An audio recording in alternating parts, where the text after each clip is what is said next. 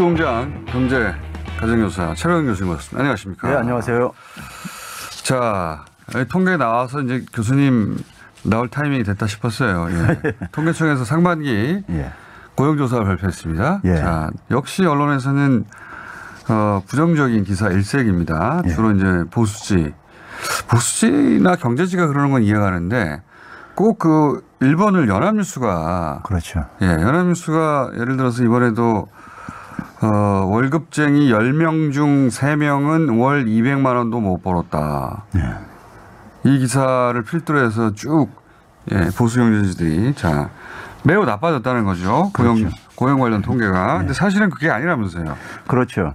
먼저 이 조사 그 성격부터 좀 소개를 해야 되겠는데요. 이제 상반기라는 이제 타이틀이 붙어 있듯이 1년에 2번 이제 하는데 지역별 통계를 좀 내기 위해서요.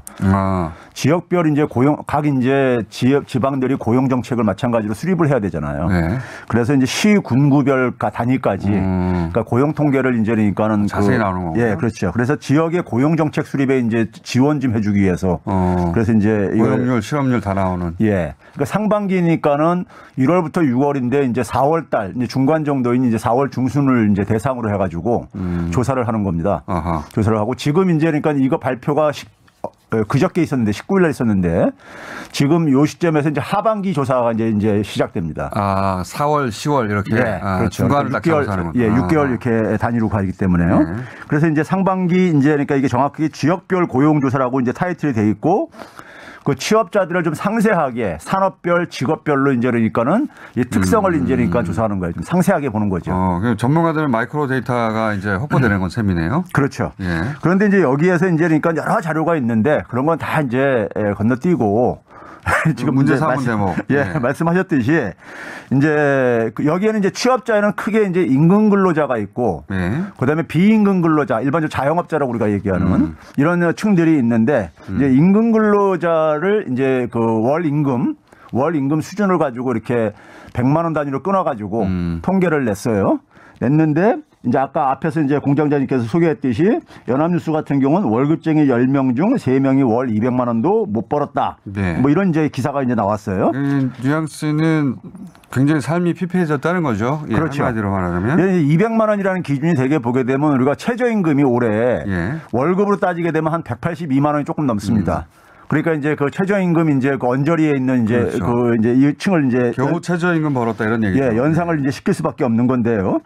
그런데 200만 원 미만 계층이 그러니까 정확하게 이제 29.8%인데 작년에는 이게 31.5%였었어요. 줄어든 거죠.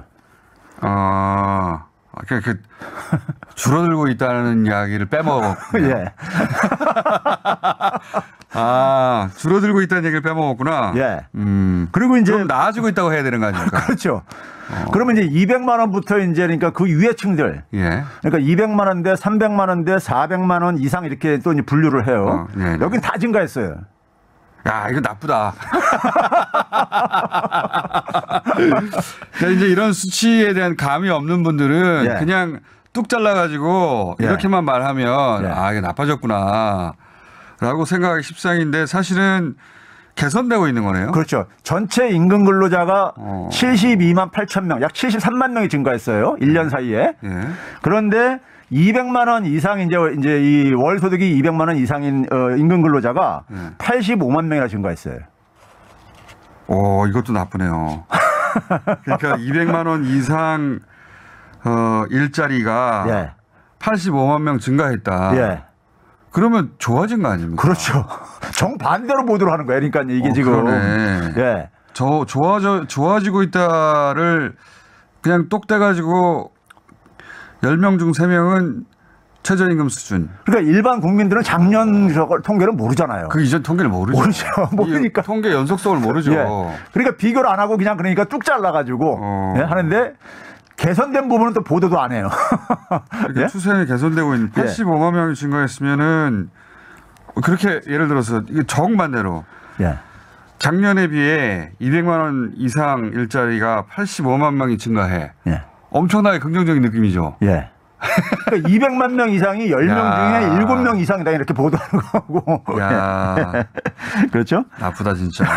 이런 숫자 가지고 일반인들이 마이크로 데이터에 접근하지 못하니까 숫자 가지고 장난치는 건 교수님 시간에 내내 지적했었는데 여전히 똑같네요. 그렇죠. 이 고용에 대한 일반 사람들이 갖고 있는 체감도를 이용을 해가지고 그렇죠. 이렇게 이제 부정적으로 이제 그러니까 저걸 부상시키는 건데요. 또 있습니까? 또 이제 이걸 200만 원 미만이 이제 10명 중에 3명이라는 거잖아요. 네.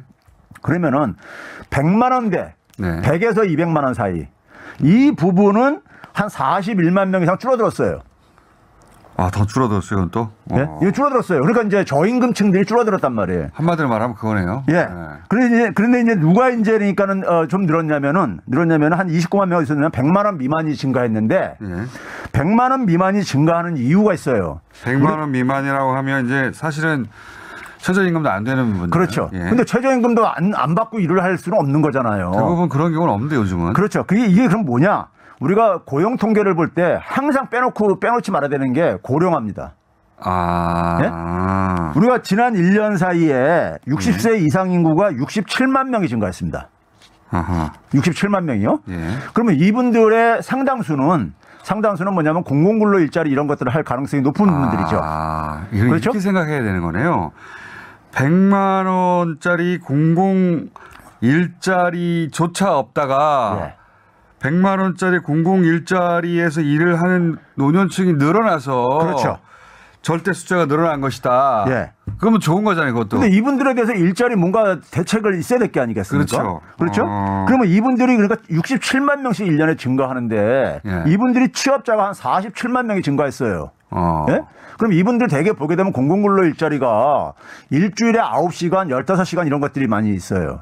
그러면 그런 것들은 그러니까 최저임금보다 좀 높은 임금을 줍니다. 대개 단위 시간은 최저임금보다 높지만 예. 절대 시간이 시간이 작으니까 수입이 적을 수밖에 없죠. 그건 이렇게 해석해야 되는 거네요. 그러니까 60세 이상이 60만 명대로 늘어남에도 불구하고 공공 일자리를 통해서 45만 명은 일자리를 얻었다. 그렇죠. 그래서 그 단위 시간은 적지만 그 100만 원대 수입을 올리고 있다. 이렇게 말해야 되는 거 아닙니까? 그렇죠. 그러니까 이것도 나쁘네. 이 고령층이 전체 100만 원 미만에서 한 70% 이상을 차지하고 있어요. 이렇게 단순 알바 이런 사람들 빼고 네. 단기 알바 이런 사람들 빼고 실제로 70% 이상이 60대 이상이 돼서 사실은 정규직을 못 가지는 분들이 공공 일자리를 통해서 일자리를 가지게 되었다. 그러니까 이 부분을 부각시켜 가지고 이것도 이제 실상하고 정반대로 접근해서 그렇죠. 정반대로 지금 보도를 하고 있는 거죠. 그러니까 이게 어떤 연령대에서 이런 현상이 벌어지고 있는지를 빼먹었네요. 그렇죠. 그리고 그분들의 일자리의 속성도 빼먹었고. 그렇죠. 이게 또 숫자 가지고 장난하는 건데. 또 있습니까? 예, 그리고 이제 그래서 이제 실제로 이제 우리가 100만 원이 이제 미만이 이제 직업별로 산업별로 이렇게 보게 되면요. 보게 되면 커다랗게 두 가지예요. 지난해 4월 달 조사했으니까 4월 달에 팬데믹이 이제 심해질 무렵이잖아요. 막 시작할 때죠, 사실. 예. 그리고 지금도 여기까지 이제 지속돼지고 있고요. 그랬을 때 되게 이제 그게 타격을 받았던 부분들이 그렇죠? 파들이 무슨 뭐 자영업이라든가 예술 분야라든가 뭐 이런 것들이잖아요. 그리고 이제 공공근로 일자리하고 이걸 이제 비교해 보게 되면요. 다행히 그러니까 100만 원 미만 일자리들이 팬데믹으로 타격을 받은 업종들이 의외로 적게 나왔어요. 100만 원 미만 수입이요. 그리고 대부분이 뭐냐면 공공근로 일자리에서 증가하는 거예요. 차지한 거예요. 그거는 이제 공공 일자리 성격이 그러니까요. 예. 그렇게 하고요. 그 다음에 또 한 가지 이제 마지막으로 하고 싶은 것은 청년층을 또 이제 얘기를 했어요. 청년층 일자리가 질이 좋지 않다, 실업률이 높다, 이게 이미지인데 기본적으로. 그래서 하도 그런 보도가 많았어요. 사실 지난 몇 년 동안에 문재인 정부에서 청년층 고용률이 계속 개선돼 왔었습니다. 60세 이상하고 유일하게 이제 그 개선을 주도했던 게 청년층하고 60세 이상이었었어요. 그때마다 이제 언론들에서 부정적으로 보도하는 게 뭐냐면은 청년층 일자리가 질적으로 문제가 있다. 그렇죠. 질이 나쁘다는 양적으로는 뭐가 할지 모르더라도 숫자는 늘어나는데 질이 안 좋다. 그러면서 흔히 얘기했던 게 뭐냐면은 풀타임 일자리가 아니라 단기 알바성 일자리라든가 그렇죠. 아니면 이제 그러니까는 자기가 구직의지가 있는데 취업을 포기한 사람 이런 사람들이 안 잡히고 있다. 예. 그래서 그런 거를 잡는 통계가 있어요. 네. 그래서 사실상 실업자라 그래요. 사실상 실업자. 예. 그런데 이게 2019년부터 개선되고 있는데 예를 들어서 박근혜 정부 말기 때 2016년에 그러니까 21.3%였었어요. 그 사실상 실업률이요? 예. 근데 이게 20.9%가 떨어진 상태거든요. 떨어져요. 그러니까 이게 개선되고 있는 거예요. 최근에 그러니까요. 사실상 실업률이요. 그러니까요. 그 예? 수치를 보면 분명히 개선되는데. 예. 그러니까 이게 이제 바로 뭐냐면 단기 알바 일자리까지 다 포함한 이제 실업률인 거예요. 그러니까 나빠지지 않느냐. 예. 실제로는 질이 나빠지고 있다. 절대 숫자는 올라갈지언정. 그런데 그게 아니다라는 거죠. 이 그렇죠. 사실상 실업률을 봐도 나아지고 있는 거다. 그렇죠. 왜 이럴까? 지난 교수님과 함께한 4년 내내 항상 이 통계를 가지고 이 통계는 이 대목에서 왜곡해서 해석했다. 끊임없이 반복되잖아요.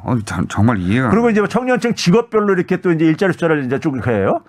그런데 문제는 뭐냐면 모든 일자리 부분이 대부분 다 증가한 상황에서 가장 그러니까 안 좋게 보일 만한 직업 분야를 부각시켜 여기에 일자리 증가했다. 근데 모든 직업 분야 다 증가를 했어요.